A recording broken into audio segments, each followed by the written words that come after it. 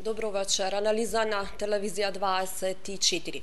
Судот пред малку излезе со соопштение за неколку од случаите за кои што донел одлуки. При тоа е наведено дека не е за сите случаи, меѓутоа за Ивона Талевска, Драган Павлович Лата се одземаат патните исправи, ке треба да се јавуваат во судот. За Лата се бараше и притвор, но судот одлучил дека тоа сега не е потребно. За постапките на судот и пробивањето на роковите по барањето за притвори на специјалното јавно обвинителство за 18 случаи за кои што достави докази, вечерва во студиото дебатираме со адвокатот Валентин Зафиров. Добро вечер за вас. Александар Наков, адвокат, поранешен судија, јавен обвинител. Добро вечер за вас. Исмет Рамадани, политички аналитичар и поранешен пратеник. Добро вечер. И колегата Љубиша Станковиќ, добро вечер и за вас. Добро вечер. Господа, тоа е најновата информација пред малку ја кажав, меѓутоа пред да почнеме со дебатата на оваа тема, да погледнеме реклами и потоа се враќаме со дебатата во студио.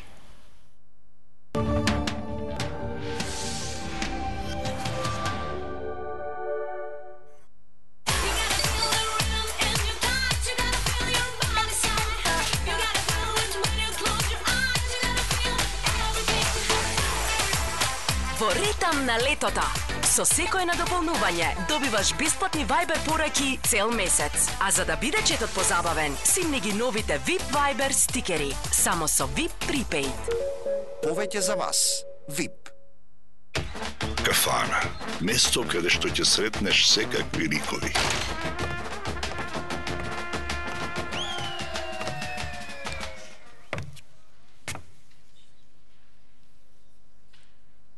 Но само еден е кралот на кафаната.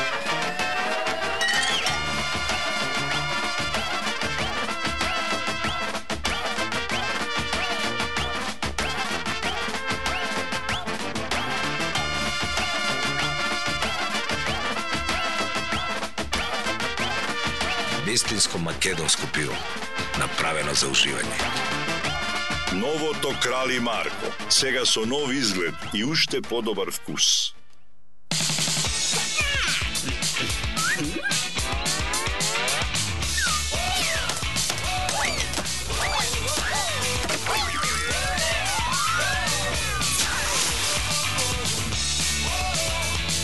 Свежината има нов вкус ова лето. Нов фантастичен Вила Фреш со лимон и бозел. Не пропуштајте го! На прашањето, кој оператор нуди најдобар однос помеѓу цената и квалитетот, граѓаните на Република Македонија повторпат одговорија Телекабел. Best Buy Award во категориите интернет и дигитална телевизија. Повторно за Телекабел. Одберете Телекабел. Најдобра вредност за дадените пари. Денот ви е исполнет со нервоза. Патите од несоница. Стресот ви е секојдневие. Решението е Вамекс. Гербален лек од валеријана, маточина и хмелј. За убав ден и мирна ноќ. Ова лето, нурни се во големата наградна игра на ДАБ и освои вредни награди. 9 iPhone телефони, 9 велосипеди, 225 ранци, 225 крпи за плажа и играј за 1 милион денари. Собери 5 златни капачиња на ДАБ од 0,33 или 0,5 литри или 3 зелени капачиња на ДАБ од 1,5 литар. Испрати ги до Прилепска пиварница на Поштенски фак 268 Прилеп и стани новиот ДАБ милионер. Дознај повеќе на веб страницата на Златен ДАБ. Овој ДАБ е за тебе. Златен ДАБ. Само за вас, најдобрата понуда овој викенд, единствено во Тинекс од 30 јуни до 2 јули. Свежо свинско месо со одлични цени. Ребра 239 денари, кременадли 245 денари, бут 273 денари, плешка 259 денари, врат 235 денари, лубеница 10 денари, пилешки градине опланта 350 грама 59 денари, сок од јаволков фруктал 2 литра 59 денари, шампон за коса Ревлон 650 милилитри 99 денари. Тинекс, секој ден со вас. Значи вака, одиш на forza.mk, пишуваш колку парички сакаш, стигнува код по СМС и за само 10 минути имаш бате од 3 до 12.000 денари. Оваа година пријателите на Иван го освоија кораб. Тој не се искачи. Го спречија болките во коленото. Ибутоп кремот брзо се впива, ја отстранува болката и ја подобрува подвижноста. Не пропуштајте ги миговите кои ве движат. Кога болката станува проблем, помага Ибутоп крем. Летна промоција во Галерија. TCL 43 инчи 4K Android телевизор на 48 рати по 730 денари. И SmartEdge 40 инчи Full HD Smart телевизор на 48 рати по 355 денари. Галерија City Mall Скопје, Битола и Прилеп. Галерија, најдоброто од техниката.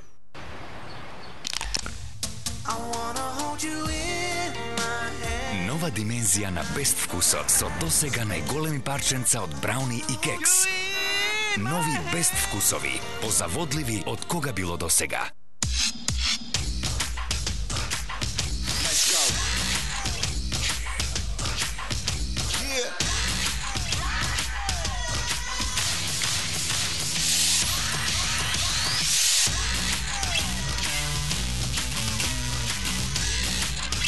Limited Edition DAB лименки од 0,5 литри. Овој DAB е за тебе. Златен DAB.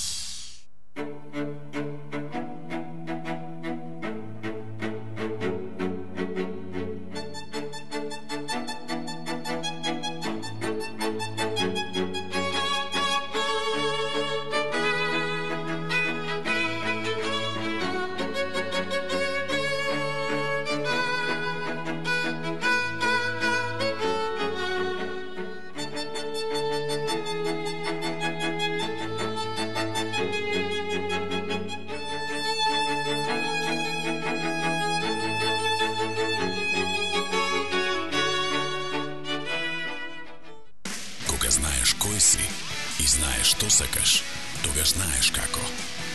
Лашко.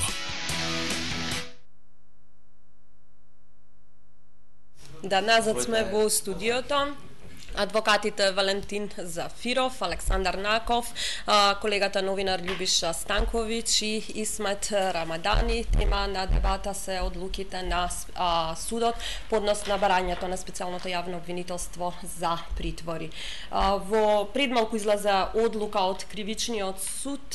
Зафиров, ја имате одлуката, успеавте да прочитате накратко, како ги коментирате овие првични одлуки кои што се само за неколку предмети? Па ја кога што гледам од овие 5 се овдека предмети, имало предлог за мерки за предпазливост во 3 предмета кои се прифанати и во 2 имаме притвор, мерка предложена кои не се прифанати. Мислам во овие случаи да не се прифане мерката притвор за кривично дело даначно затајување, овдека гледам, ми е несватливо, бидејќи досега секојаш кога имало истите судии, пошто ги кажа нели кои се, истите судии стално определувале притвор, не ни размислувале.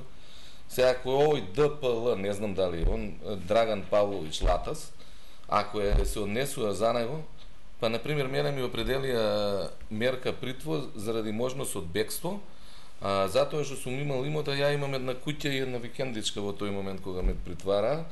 Значи, само беше тоа причината да ми определат притвор, сум имал имот, па сум можел да бегам.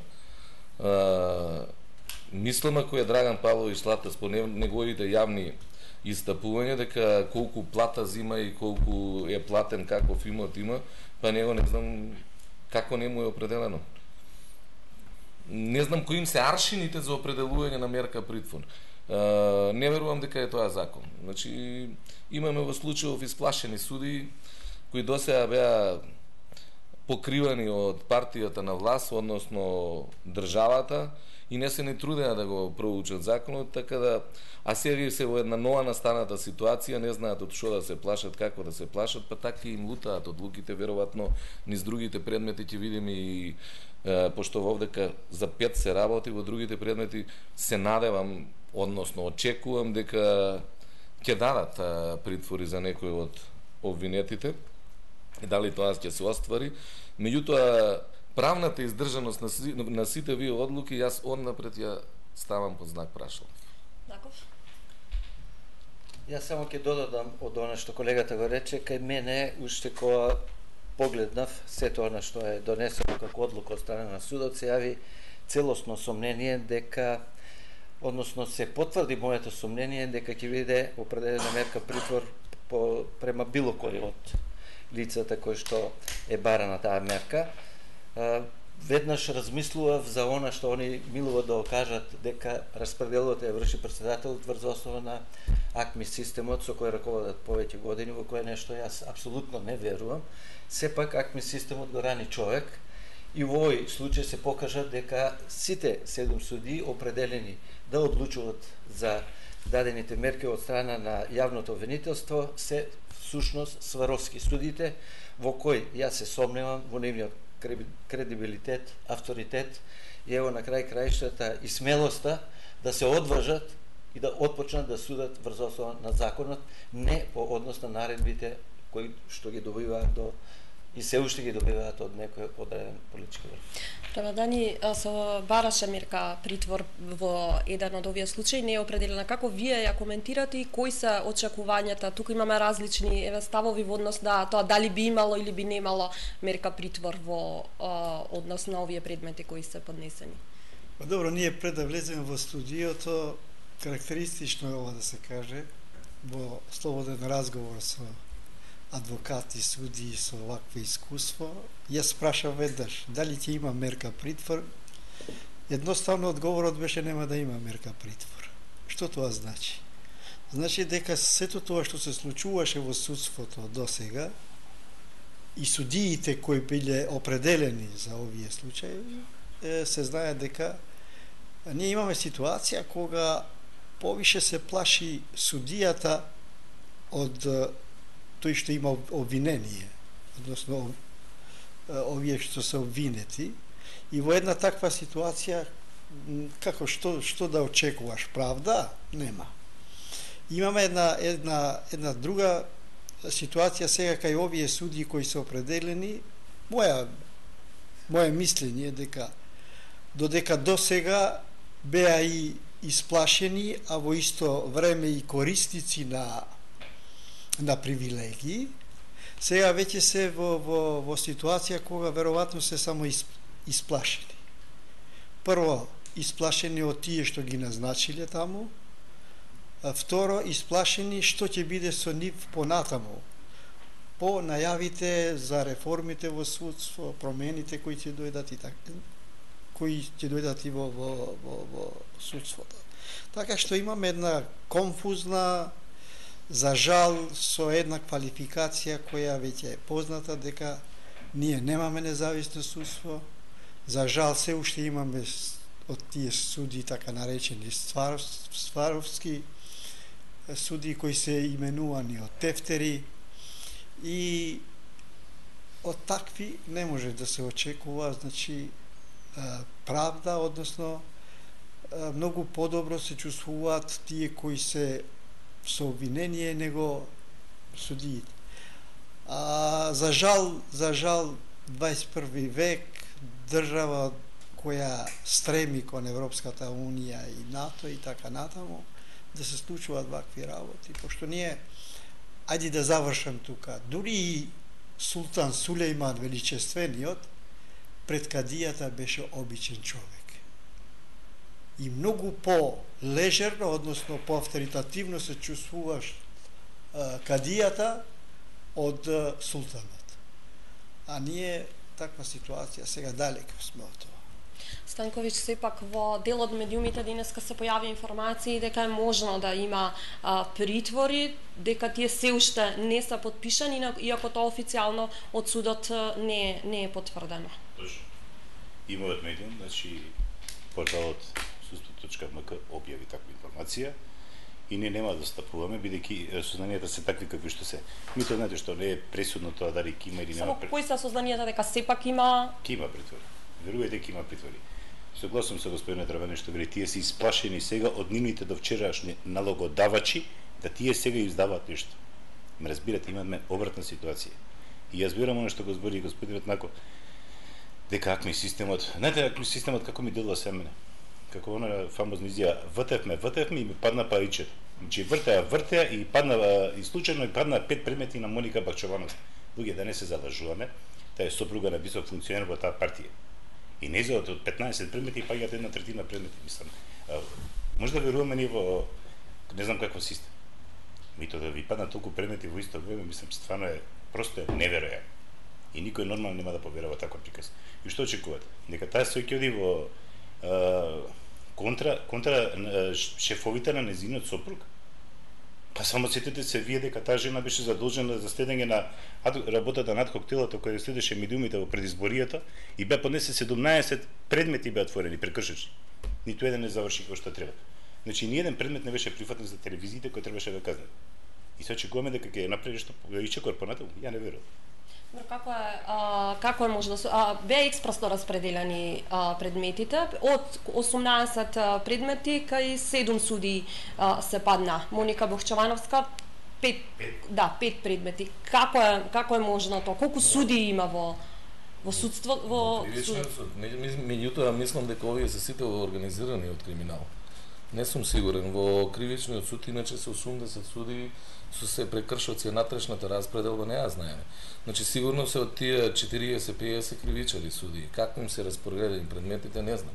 По акми судиите, значи кои дежураат, кои не дежураат за време работа ли е, нели, навистина брзо се распоредуваат, се внесуваат податоците, се притиска копче, така би требало да биде и спаѓаат предметите кај кои судие. Меѓутоа има сомневање многу одамна дека уште кога е направен акми системот направени се и дупки во него за да може оној што располага со акми системот да ги мести предметите. Мислам ја и тоа од моје искуство што јас кога бев судија 2008 година крајно за некои притвори се сомневав дека кога знаев дека сакаат јас да го работам предметот, на крај предметот, мислам, власта кога сакала да ме мести да работам однапред предмет, на крај предметот стварно завршувал кај мене. Не знам како го прават тоа, не сум стручњак, не знам, ама знам дека постои можност, а знам дека и пошироко судиите се сомневаат во местењето на предмети. Иначе распределбата нормално е да оди врху. Значи само се храни компјутерот, се притиска копче и меѓутоа пред да се нахрани компјутерот, се прават оние годишни планови за работа на судиите. И само сетете се во изминативе 6 месеци колку годишни планови се донесува во Скопски кривичен суд. Еднаш кога донесте Панчевски, па го повлече, па дојде Татјана Михајлова, па даде и оставка со незината, па донесува нека одлука која беше и непотпишана, ќе работиме по стариот план на Панчевски, па таа не профункционира, па дојде Ведер и Барев, значи последниве 6 месеци нема 4-5 годишни извештаи. Годишни распореди, Распоред патем пред само 1 дена или 10 дена се случи уште еден интерен распоред поради наводно изнесување на многу битен предмет од тој суд. И никој тоа не го интересира. А дали бил по акмис или не знам, меѓутоа предметот излего. И во судот тоа никој не го засега. Станува збор за многу голем и многу битен предмет. И повторно заврши во канцеларијата на некој судија и надвор од неговата канцеларија. Кој што е судија, кој што не постапа во тој предмет. И сега нас не е пресудно, знаете, таа и таа судика се изземала. Па таа воопшто не треба да размисла дали треба да се изземе. Таа судика до се требаше биде земена на одговорност, кривична одговорност. По судскиот деловник еднаш годишно се прави распоред, а само кога е нужно заради природата на работата, наеднаш се натрупале предмети од одредена област или мислам граѓанската била помалку, па наеднаш дошле прилив на предмети, може привремен распоред да се направи. Иначе редовен распоред се прави еднаш на почетокот на годината. И така е пракса. Воа што го кажува за скопската единица е многу карактеристично, бидејќи 80% од предметите или 75% од предметите у Македонија се работат у скопска единица и скопска двојка. Нарочито по вредноста, кај кривичните предмети по тежината на тоа што се суди, а кај граѓанските и стопанските, нели, по имотот за кој се одлучува. И сега на секоја власт, доколку може власта, нормално е да сака да го стави под капа судството. Судството треба да има механизам да се одбрани, односно судиите да имаат прво натрешен изграден интегритет за такво нешто. Во случајот за тоа е толку актуелно скопскиот единица, бидејќи 75% од предметите таму се судат, а 95% од криминалот таму се прави во судството. Значи криминалот во судството 95% се прави во Скопската единица и таму нема случајно избран судија. Значи таму никој не е случајно избран. Сите се избрани, ако знаеме дека 80% од судиите моментално гарнитираат да судиска се избрани во последните 10-11 години. Значи од тефтерчињата, значи кога ВМРО испаѓа, челниците на ВМРО и викаат судството дека е на СДС, од тоа судство од 96 година што не беше на СДС, бидејќи тогаш за нас кога судии гласаа и ВМРО и СДС, значи сите гласаа на избор беше, не беше реизбор. Значи сите гласа сега се останати 15-20%, а можда и помалку, бидејќи низ годините кога беше ВМРО на власт, па СДС на власт, имаше и тогаш промени во судството. Ја не знам колку се останати, на вистина дали 10% од тие 96 година суди. Секој што беше со свој интегритет, секој што се бореше за независно судство, беше на брутален начин отстранат од судството, па некој дури не затворија. Не само Букчевановски, останатите 6 мина се поврзуваат со власта, но еве Софија Лаличич побара да биде изземена од предметите. Па таа единствена од сите што побара изземање, ако мене ме прашате доколку јас сум тој што ги поднел овие обвиненија и дадените предлози, ја би барал изземање на сите овие седморици што ги имаме на список, кои што треба да одлучуваат, и со ова уште еднаш, со ова што го имаме пред нас како одлуки само за овие 5 предмета, се докажува дека во судството постојат двојни аршини и се докажува и покажува со овие примери дека кај нас е неопходно избор или реизбор на судиите. Ајде да речеме да се симнеме со еден покултурен речник дека изборот, кој што вика колегата Валентини, веќе неминовен, затоа што ние не можеме од ден на ден да гајме само надеж дека утре ќе се случи нешто. Некој ќе притвора. Се слагам со господинот Станко што вика убеден сум дека ќе има притвор. Јас сум убеден дека нема. Зошто? Затоа што ги знам луѓето кои што работат внатре, пак ќе се вратам на АКМИ системот. АКМИ системот го рани човек. По моите сознанија тоа мора да е електроинженер, човек што знае таа техника, меѓутоа без мешани прсти на председателот на судот, кој што е вршител на должноста моментално во Скопска единица, убеден сум, не само тој, и неговите претходници, дека сите овие работи ги вршеа по нивно укажување на човекот кој го раководи АКМИ системот, односно се вршеше местење на предметот и точно се знае кој предмет кај ќе оди. Невозможно е. Ни еден од судите, вие поставите убаво прашање колку суди има во, да речеме, во кривичниот суд. Не се само овие 7 суди. По моје сознание може да се 15-20, не знам точна бројка. Меѓутоа кај се другите? Ево, надвор од таа бројка 7. Значи не е можно АКМИ системот да врши ваков распоред и во изборот на 7 суди да се само сваровски судите. Кај се останат? Значи тоа иде по стриктен договор или по наредба од претпоставениот или раководителот на судот, тоа е председателот. Рамадани, можно ли е непристрасно судење сега во при ваква една распредалба на кои се вашите очекувања? Мислам дека е разочарувачки е ова што се случува. Прво, не се сваќа сериозноста од фактот дека сите се овие обвиненија од 18 предмети, 17 така беа обвиненија, толку несериозно однесување и понатаму на тие суди,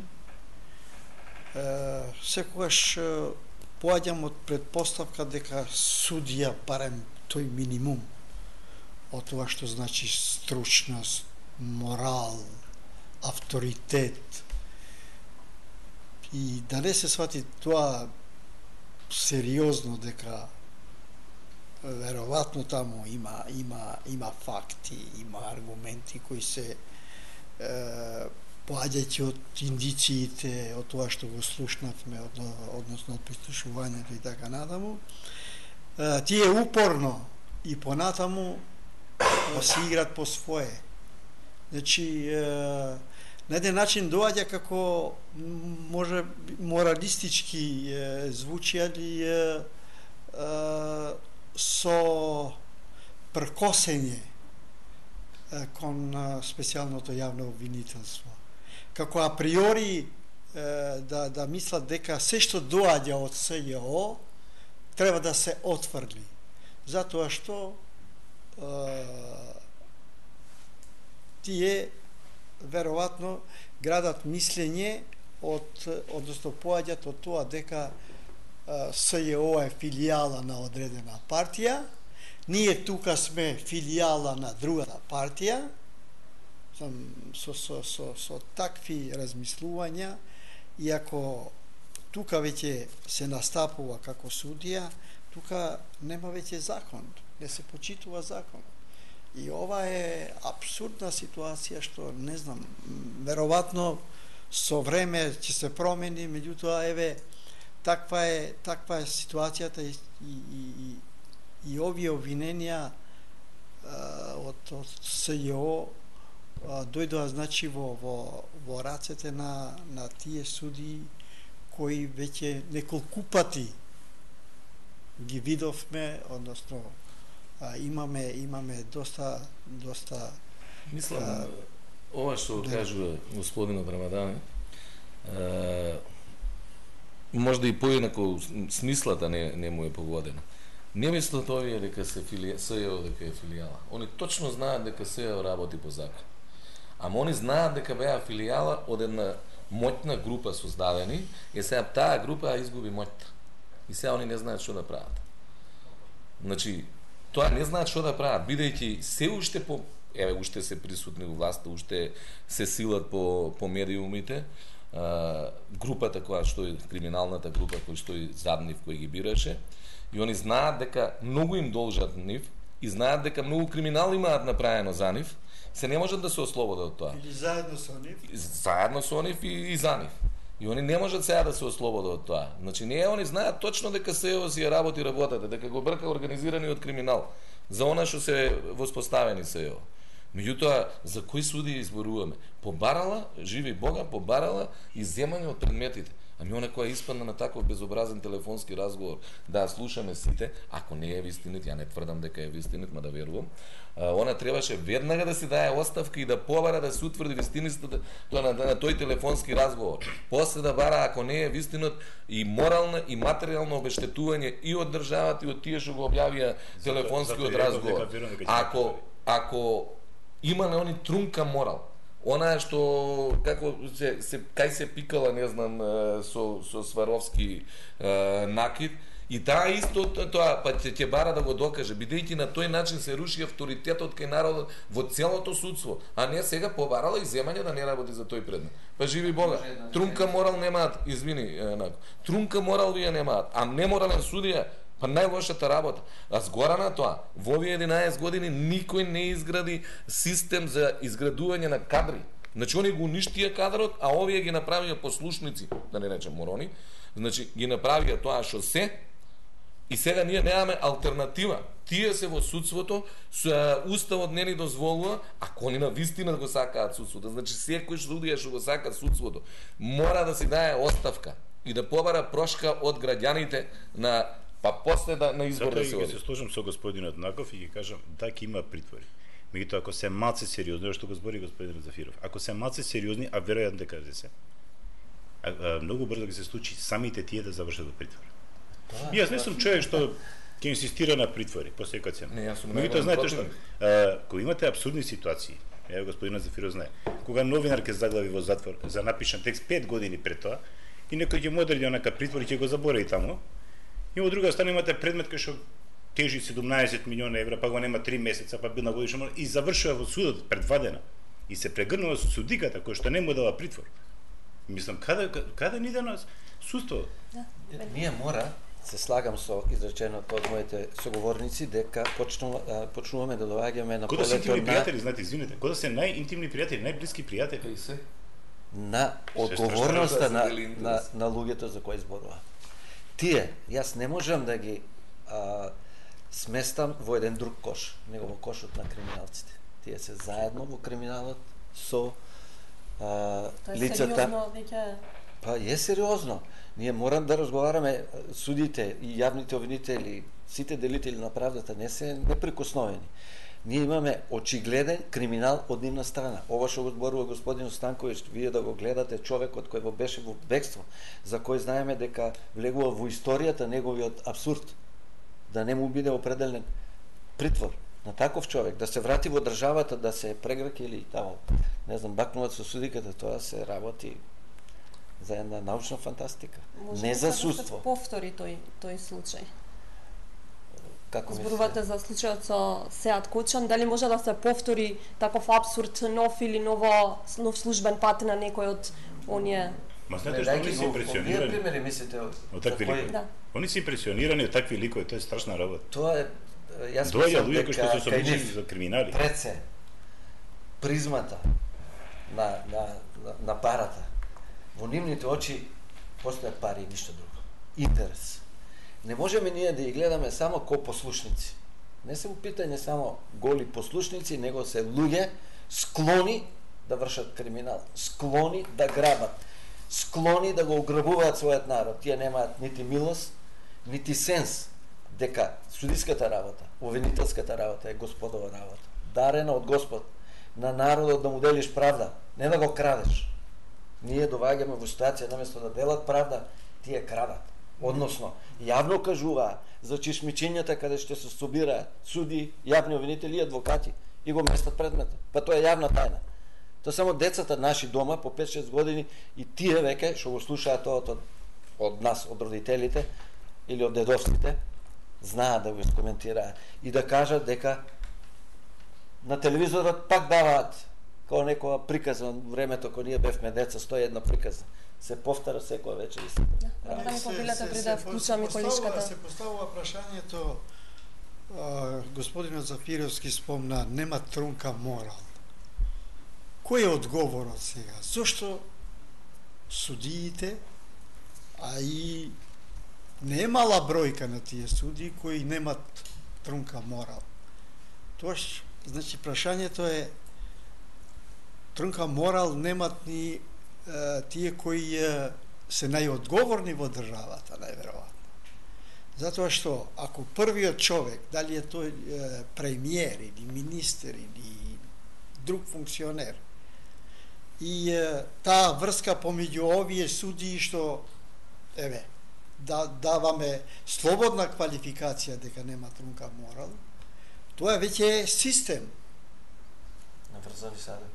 Толку се наврзани и тука по право се и тие што ни праќаат значи пораки и од Европска комисија и од Прибе и од тоа дека навистина треба ова да се промени, вака не се оди. Така, пред да продолжиме дебатата, да вклучиме колешката Марија Севријава, која што е пред кривичниот суд и ќе ни ги соопшти последните информации од таму. Марија?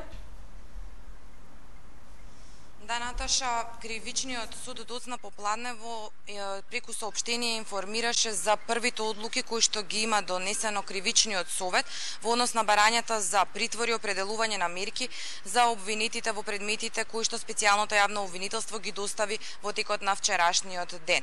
Објавени се одлуки за 5 случаи во кои што нема определено за ниту едно обвинето лице притвор.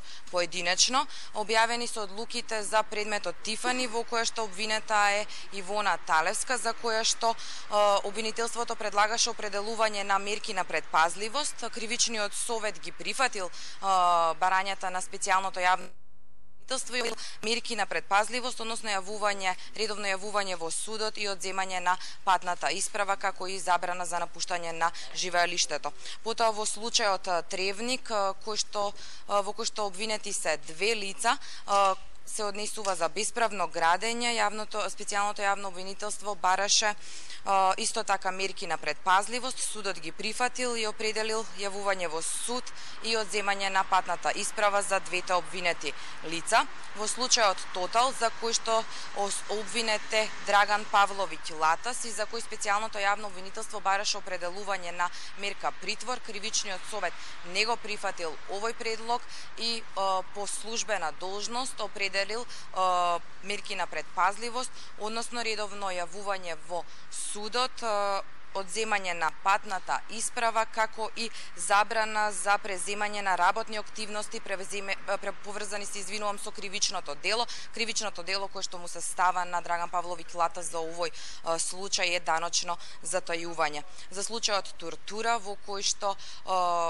специјалното јавно обвинителство побара мерки на предпазливост за 6 мина обвинети, меѓу кои и за Ивица Анчевски Пуки. Мерките кои што ги предлага специјалното јавно обвинителство се прифатени, односно Ивица Анчевски Пуки треба да се јавува во судот, како и да не комуницира со одредени лица кои што се поврзани со кривичното дело со цел да не врши влијание. За останатите 5 мина се прифатени мерките за редовно да се јавуваат во кривичниот суд.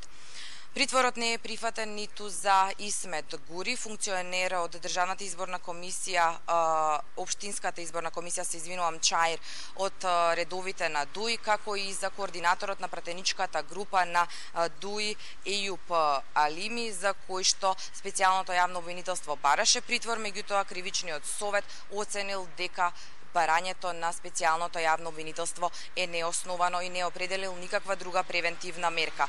Во поуката на судот стои дека незадоволните страни од вака определените мерки имаат право да се жалат до апелациониот суд во рок од 3 дена од приемот на решението. Од кривичниот суд велат дека го испочитувале рокот, дека сите барања се решени во рокот од 24 часа, меѓутоа им е потребно време да ги напишат решенијата, да ги достават до странките како што е според законот, па потоа да и ги соопштат на јавноста. Веста во овој момент е дека не е определен притвор за ниту еден од обвинетите за кој што специјалното јавно обвинителство бараше мерки притвор.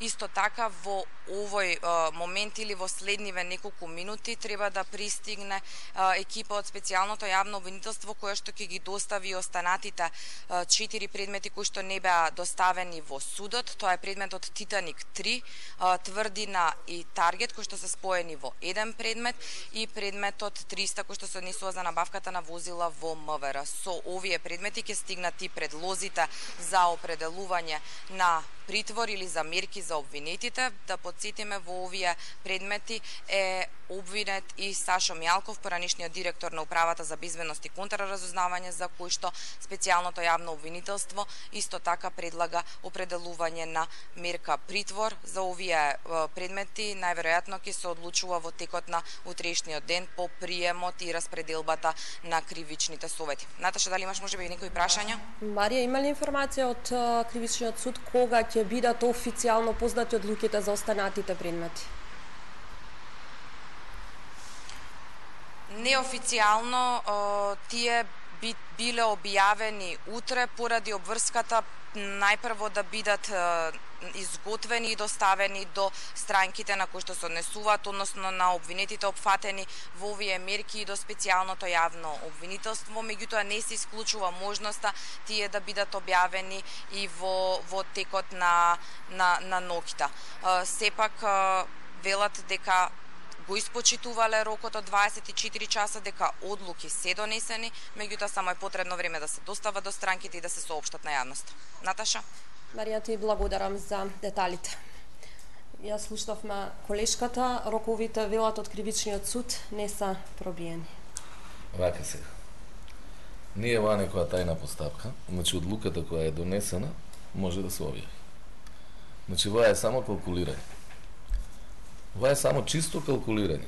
И тоа дека обврска имало прво да се даде на обвинетите, па после да се кажува, мислам, тоа е тоа лудило во судство, кога не знаат што прават. Не знаат што да направат. Значи, требало да му го достават прво на обвинетиот.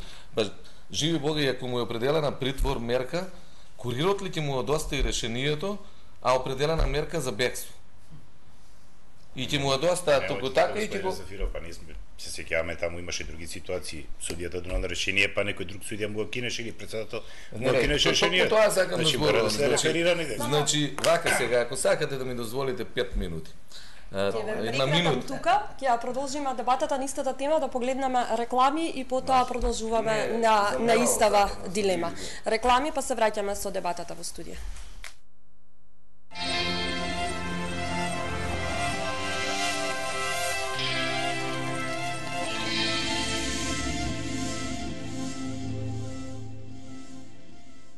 Кажи ми, човече, кажи ми, варам те, Анđelka, кажи ми, само ја неću да правим проблем, него овде нешто не ради. Топчиња и голф палка се опасна комбинација за Ангелка.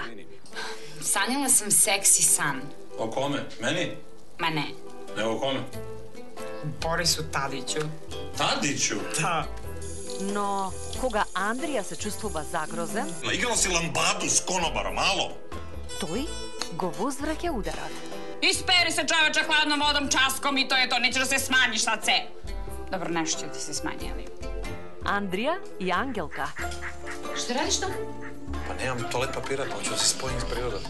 Вечерва во 22 часот. Ја сам мали медица, определила ме резница, ја те волим, ја те изгорим.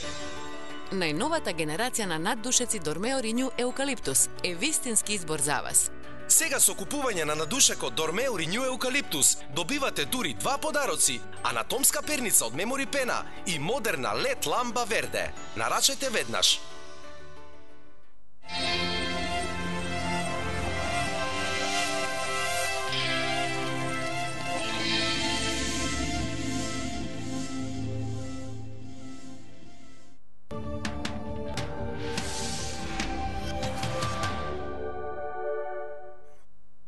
Жешка понуда од Лајка Мобайл. До 60% попуст на месечната претплата за сите национални пакети без обврски. Лајка Макси, неограничени разговори и SMS кон сите мрежи, плюс 8 гигабајт интернет за само 384 денари месечно. Твој муабет, твој интернет, твоја работа. lajkamobile.mk. Сум бил насекаде низ оваа наша земја. Сум видел келнери што не знаат по име и музичари што не знаат по душа. Сум седел со кумови, баџанаци, сватови, колеги и ортаци и сум исправал криви дрини до ситни саати. А потоа сум ги дочекувал најубавите изгресонца на светот. Сум набивал со тројца селектори на еден двосет. Гојка! Полуфинале на Македонија! И сум видел луѓе што се радуваат на 4-то место исто како да е прво. Сум бил секаде и едно ќе ти кажам. Оваа земја и овие луѓе не би ги менувал за ништо на светот. Да сме живи и здрави. Скопско, за нас! Здраво, драги гледачи! Јас сум само една од добрите бактерии во Диа-100 Пробио. Во само една капсула Диа-100 Пробио. Има 4 милиарди пробиотски бактерии. Соодветен при патувања, употреба на антибиотици, при диарија и надуеност, за одржување на нормална рамнотежа и функција на цревната микрофлора. Диа-100 Пробио за вашите стомачни тегоби од алкалоид. Пред употреба внимателно да се прочита упатството за индикациите, ризикот од употребата и за несаканите дејства на граничниот производ, консултирајте се со вашиот лекар или со фармацевт.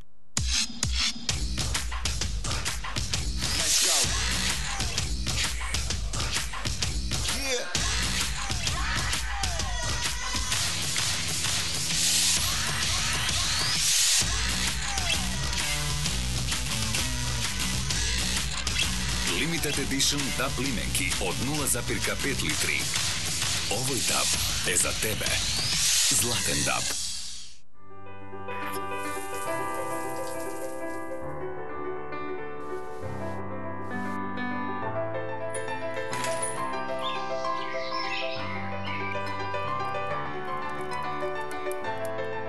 Wash and Go. 100% волумен, 100% своја. Купувам во супермаркет, бидејќи можам да најдам се на едно место. Затоа и ова лето сакам да купувам во супер агенција. Егејско, Јонско или Средоземно море. Грција, Турција или Шпанија. Хрватска, Црна Гора или Бугарија. Со задоволство, мојот избор е секогаш на едно место. Ја избирам Савана, мојата супер агенција. Телефон 3 115 826 или на веб savana.mk.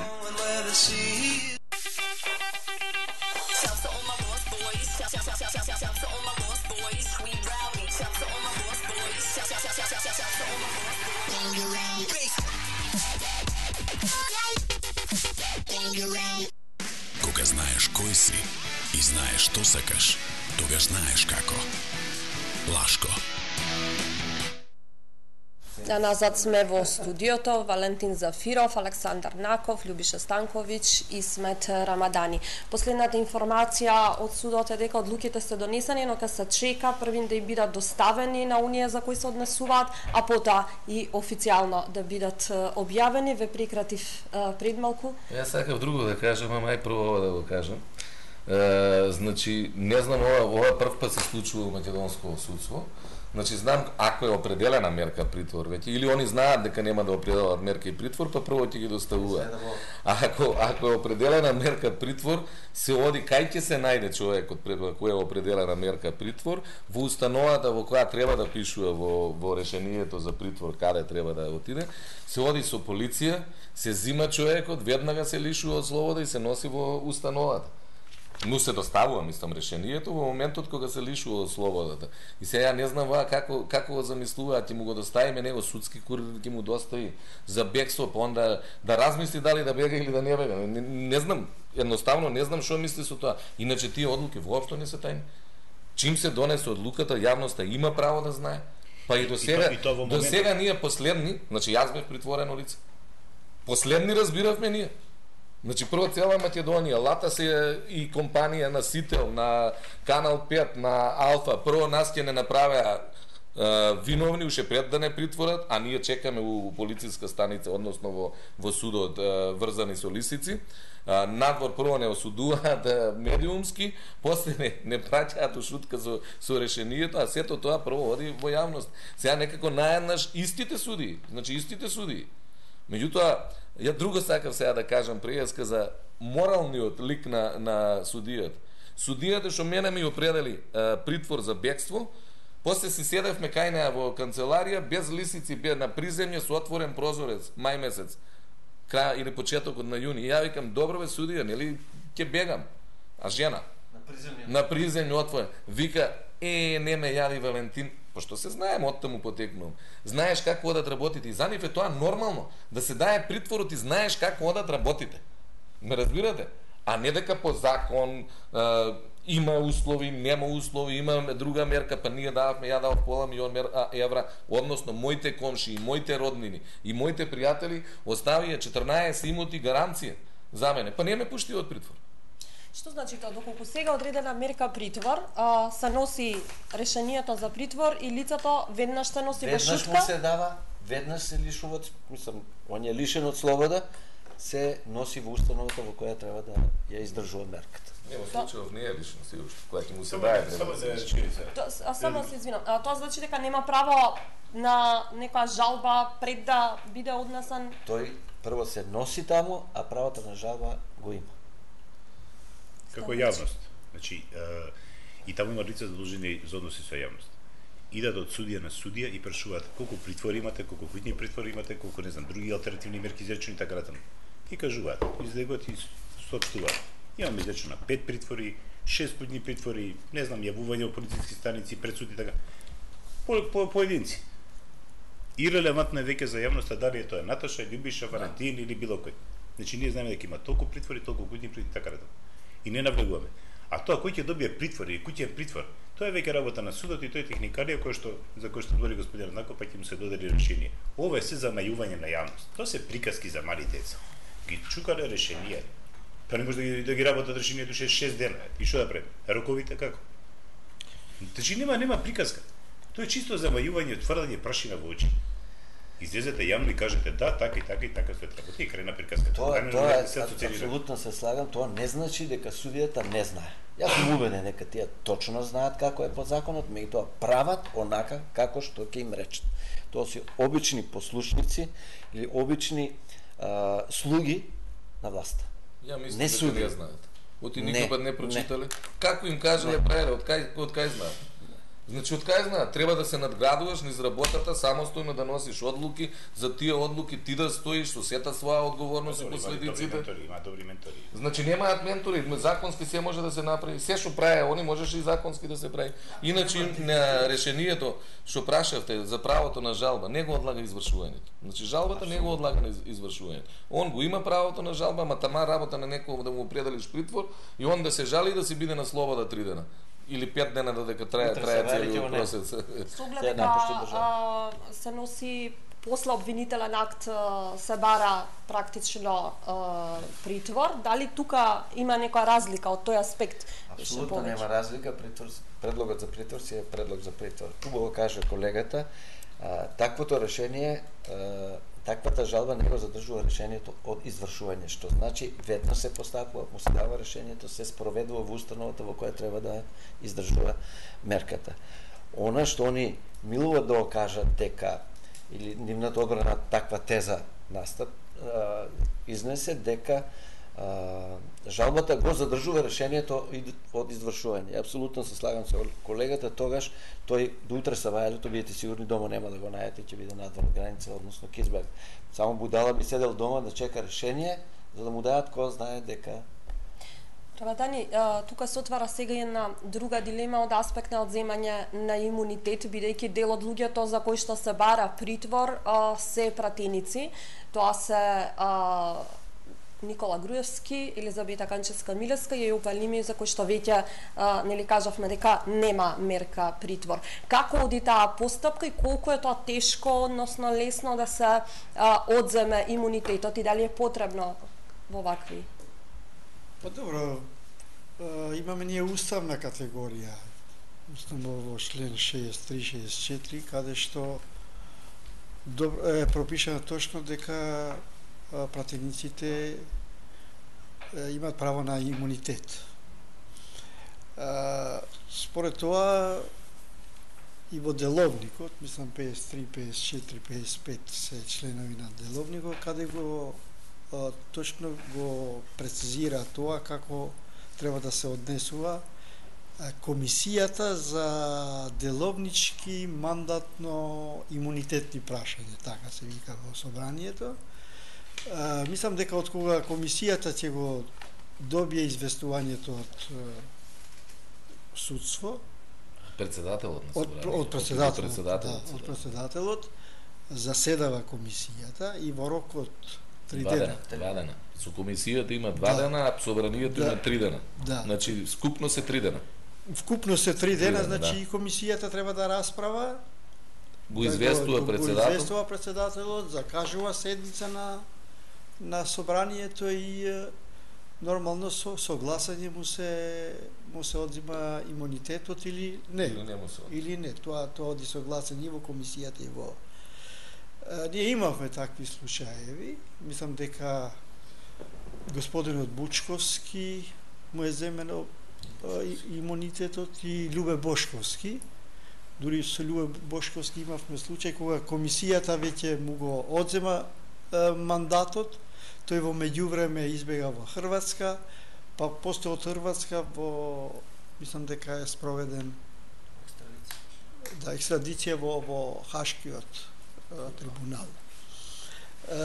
Сега во овој случај, ако кога би имале мерка притвор, истото мислам треба да се извести председателот на собранието, заседава комисијата за деловнички мандатно имунитетни прашања. И собранието заседава и нормално имунитетот му се одзима и после си тече понатаму постапката. Со просторност. И во комисијата и во собранието. Меѓутоа, пред да влезе во собраниска процедура, веќе судијата која одлучува за притворот, веќе треба да има оформена одлука дека постојат елементите за одлучување да се додели притвор и тоа е само последната пречка, односно имунитетот кој го штити пред собранието. Значи веќе он има оформена одлука, само не е напишана. Сакам да додавам тука само дека во држави каде што сериозно, искрено се води, значи борба против криминалот, организираниот криминал, имаме примери каде што воопшто пратениците немаат имунитет. Односно самите пратеници, односно од нивните собранија бараат да немаат имунитет.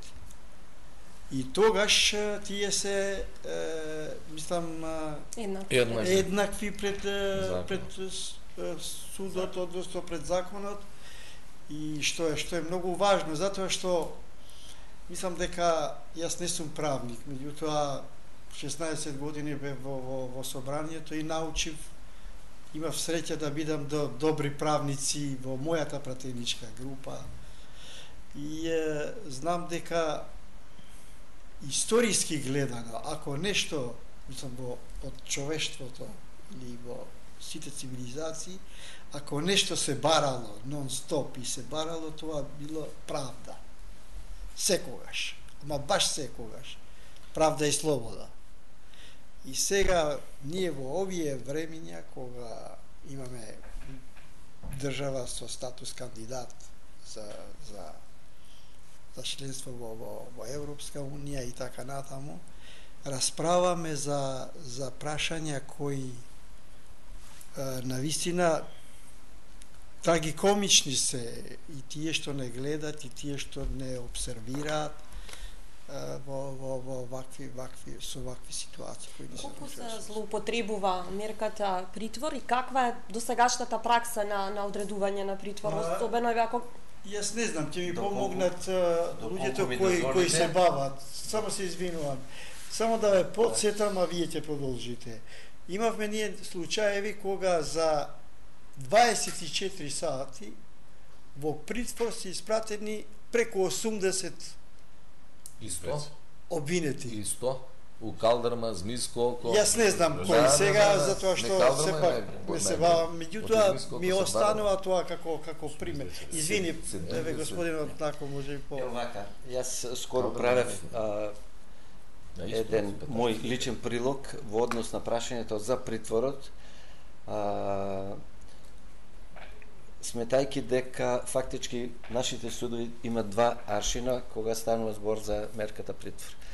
Кога имаме предлог за мерка притвор од страна на СЈО, аршинот е еден, кога имаме од редовното јавно обвинителство, аршинот е друг. Имаме една ситуација во која е констатирано во едно испитување од еден наш познат колега, Александар Тумановски, токму на ова прашање, со статистички податоци, тој дошол во ситуација да бара од судот, од Скопската единица податоци и влегува во мамењето на председателите на судовите, тоа е Михајлова и Рибарев. Едни оддава едни податоци, други оддава други податоци, човекот доаѓа во ситуација дека работите се кријат, односно се повикуваат на техниката, била некоја техничка грешка и така. Што е поентата? Кога станува збор за барање, за определување на мерка притвор од редовното обвинителство, имаме негде 90% прифатени предлози. Кога станува збор за дадени предлози од страна на СЈО, имаме обратна ситуација. И тоа, ниту една, мислам, или една беше прифатена, преправена во куќа притвор. Значи, аршин, нонсенс, еден спроти друг, контра. Ако ја земеме во однос на сето тоа, изјавата на специјалниот јавен обвинител денес, на еден прес, таа убаво објасни дека доколку осумничените излезат пред судијата со докази, таа е спремна да си го повлече поднесеното обвинение, да се откаже или да бара запирање на постапката. Меѓутоа, таа со тоа покажа еден друг однос кон делењето на правдата, покажа човечки сенс. Дури би се израдувала ако... Така речем, мислам, би се израдувала доколку се докаже спротивното од она што она го предлага на судот. Ние тоа кај судиите, на коим се дадени овие мерки, не можеме да го почувствуваме. Тука сме сите четворица единствени, дека ние немаме ни еден пример позитивен, да кажеме, ево во тој случај, имаме сасвим друга ситуација. Напротив, и со тоа сакам да завршам, дека притворите се како нивни посебен аршин за тоа да ја покажат својата сила, својот лажен авторитет, својот лажен дигнитет, меѓутоа се до некаде слагам со колегите, јас самиот не знам што да кажам, дали тоа е од незнаење или од тотална зависност. Спомна господинот Рамадани случајот на Љубе Бушковски и случајот на професорот Владимир Бучковски. Па да се навртиме, бидејќи овде ке имаме нели партеници, обвинетите Никола Груевски и обвинетата Канчевска Мираска.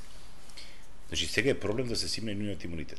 Да се сетиме на случајот на Владо Бучковски, кој чека да замине на годишен одмор, вакав некој летен период, како ја заминува границата, издегува од границата на Македонија, во истиот момент му се пишува решение бега од државата. По тој основ него му се изрекува притвор. И одма се состанува комисијата, значи во негово отсуство пратени, значи професор редовен, универзитетски и јавна личност, и тој сега се дал во бегство. Замисли. Човекот се врати следниот ден и дојде и присуствуваше на седница и каже, и рече, јас сум тук. Дојде се пријави во судот. Ми тоа некако тешко идеше тоа повлекување на решение. Значи човекот требаше да му се симне имунитет да заврши во притвор. А сега имаме луѓе, и тоа говориме за дело кој се случило 10 години пред тоа. Па треба се верува. А сега имаме 10 години континуитет криминал, не смее да иде во притвор. Што е случајот Шиповиќ? Тоа се тие што господинот така говори. Тоа се врати од Америка. Злоупотреба на притворот. Јас ова уште пред една година испаднав јавно го кажав, е двојна. И кога се даваат, и кога не се даваат. Значи притворот се силува и вака и така. Значи притворот како средство за плашење на обичниот народ, кој не прибаѓаше на кликата мафијашка, беше со притвор не само заради притворот, и притвор не е страшно. Моите притвори не траја фаза од месец дена. Знам кај ги праќам, знам кај се условите и се посветувам на работата, што помалку таму човекот да биде. Овие направи историски притвори. Значи притворот се чека 6 месец. Сите притвори, значи до 2015-16 беа истрагата максимум 6 месеца и тоа ги добивавме и кој ги добиваа луѓето ќе ги донесат притворот 6 месеци, може да го пребиваа рокоите, не знам, а у притвор обвинетите ги добиваа по 10, 15 и 20 дена. Значи скоро по 7 месеца. И година дена за судење, односно 2 години за доживотна казна затвор, максимум се користеа притворите. А вие не знаете колку е ужасот големо притворот. Значи една година притвор не ја давам за 5 години затвор. Значи ја ви кажувам, таков ужас е таму и такво кршење на човечко достоинство. Они го користеа тоа да го плашат народот. Значи ќе те ставиме притвор ако не. Не ви кажа ќе те осудиме. А во исто време не им се оди го притвор. Значи они знаат какви си го плашеа народ. Сега друга ситуација, па сега имаме обратно силување на притворот. Не се дава кај што треба да се дае. Значи и тоа е злоупотреба. Иначе јас сум најголем поборник притворите што поретко да се даваат. Ја не видов тука мерка гаранција некој да дае од овие. Па пълни се со имот, нека остави 5 милиона, 10 милиона евра, не знам колку имаат имот, нека остаат. И јас тогаш ти речем зошто бе на човеков притвор да му даеш? Имаш гаранција, имотот му се зима, а гонењето не престанува со зимањето на имотот, значи кривичната постапка продолжува, после па можеш притвор ти да даеш. Значи ако сака некој искрено да не бега и да се води постапка, тоа стоите гаранција. Бидејќи сме на крај на емисијата, уште по едно прашање. Груевски вели нападната е ВМРО ДПМН, партијата, и најави неконструктивност. Многу лоша изјава. Многу лоша изјава, неодговорна изјава, или од кого? Не се чудам многу, меѓутоа тамам мислевме дека малку доаѓа при себе после некои турнеи што ги праваше или Брисел таму. Меѓутоа состојбата е лоша и затоа што за жал нивните приврзаници кои јавно кажуваат зошто си дошол пред судот, вика јас сум ВМРО ДПМН. А кого браниш? Никола Груевски. За Никола Груевски сум дошол. А зошто? Затоа што не остават судот да одлучува, другите одлучуваат. А тој пред судот дошол. Тоа е веќе притисок врз судство со судии кои така и така се притиснати политички.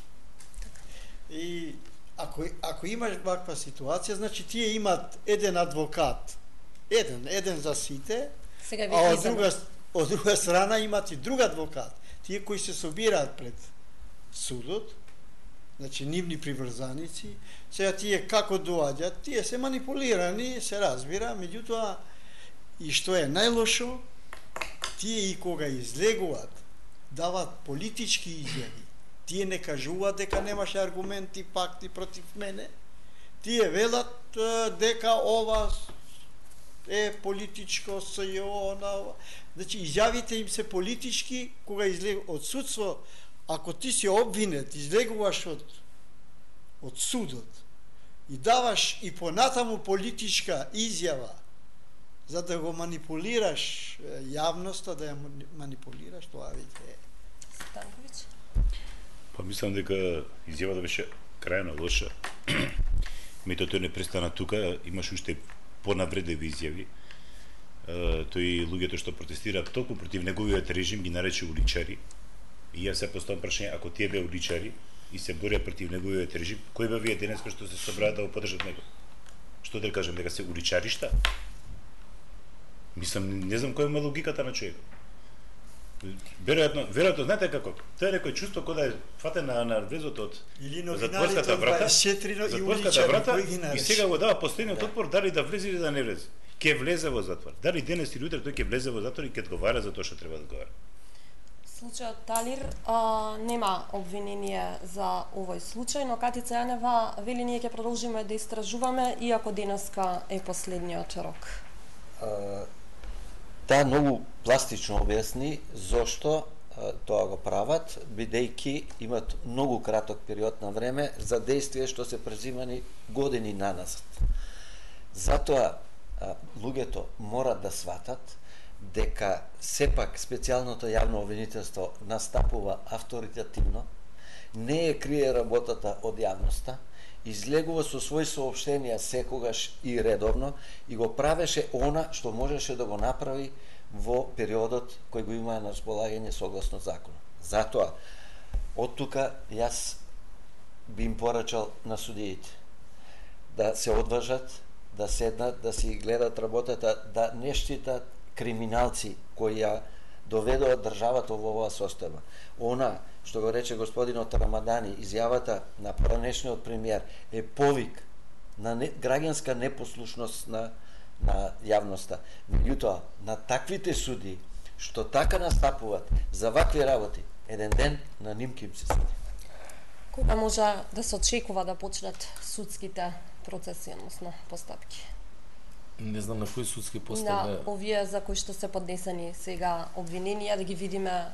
Тоа има рокови, добро. Проверка на обвинителниот акт, приговор на тоа, оценка на обвинителниот акт и веднага после треба да сега ќе фане судска ваканција. Ако нема мерка притвор, не се итни, летоска од 15 јули до 15 август секако не смее да се постапува по нив. Ако нема притвор, значи се оценува, ја не очекувам пред октомври месец да почнат, пошто по повеќе обвинети се додека ги примат сите нивните бранители, додека се поднесат приговорите за оценка на обвинителниот акт, па додека се насрочи предметот, и така Скопскиот суд гледам ги насрочува на 2-3 месеца и па поеќе, зависи дали му се свиѓа предметот или не, може и на 7 месеца да го насрочи. Да не има проширување на обвинение. Да, и значи не очекувам пред крајот на октомври, ноември воопшто да почнат овие предмети. Оно логично и у нормални услови не може така брзо да се, ако нема определено мерка притвор. Ако има мерка определено притвор, тогаш за месец дена може да влезат во судница.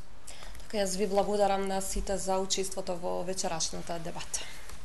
Вам, почитувани гледачи, ви благодарам за вниманието. Останете со програмата на Телевизија 24.